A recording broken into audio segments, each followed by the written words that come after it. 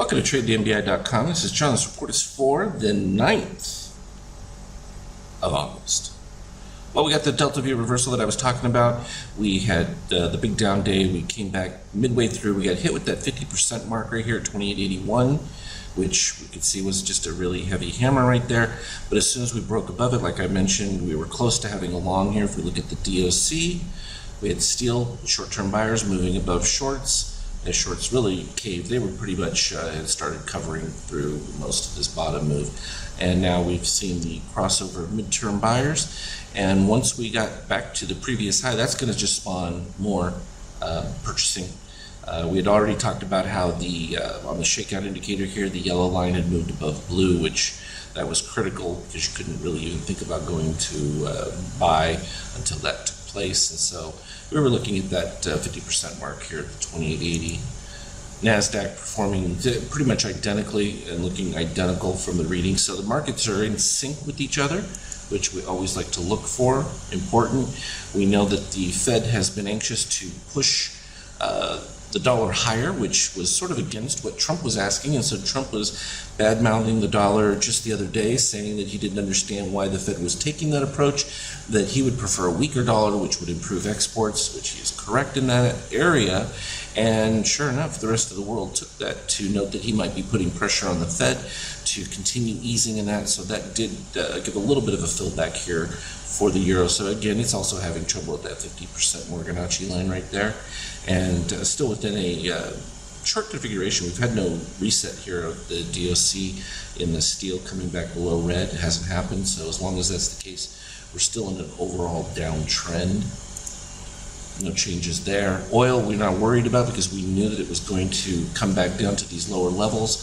And with the amount of supply capabilities with shale and all that, and the U.S. moving into the #1 supplier zone, Middle East no longer has relevance as far as controlling oil prices. So this is more of a concern if we dip below these levels now about whether or not there's going to be a dip in economic activity, which is why we keep an eye on that. I had already talked about for some time why gold was going to continue to rise as central banks were going to buy it up, simply because it's a hedge against this manipulation with currencies, and we talked about the currency war for, well, better part of a year plus. It's kind of old news. From a 5K standpoint, if we look back at the beginning of the day, we ended up with cyan under red, which we all know is always a buy on the DOC right there. And that literally pretty much stayed. Every time we ended up with the DOC spread, right here, it was always with the steel reset. And we know as soon as that crosses over, we're beginning to look for indications that we might see a new buy set up. And that came right here after this little spat of red, and we turned green again. And that just continued to lead to this monster rise, because once we got past that 28.80, we were talking about this range over here that we had the 28.70 and 28.80. Once we pierced those levels, which we did early on in the morning, we were looking for this to be a floor. That's what I mentioned in the video the other day, on Thursday's video. And once we got above that, it was just a matter of looking for buy signals that we were able to take a ride with. From our 50K standpoint, we knew that we were already in a buy configuration.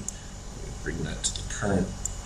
So that purchased right here at the 28.45 level. So now we're at 29.40, so nearly a 100-point gain on that 50K. So that's a staggering profit just from that aspect. So all in all, market's doing exactly as we expected. There's been no change in our projections of what it will do now that we've passed those key thresholds. So we'll just continue to look for positive extremes on the short-term charts. The 50K Opus 2 program is going to continue to profit as it has been. And I will update you on the Skype chat if there's anything relevant that changes. Otherwise, smooth sailing. As always, though, trade well, and we'll talk again later.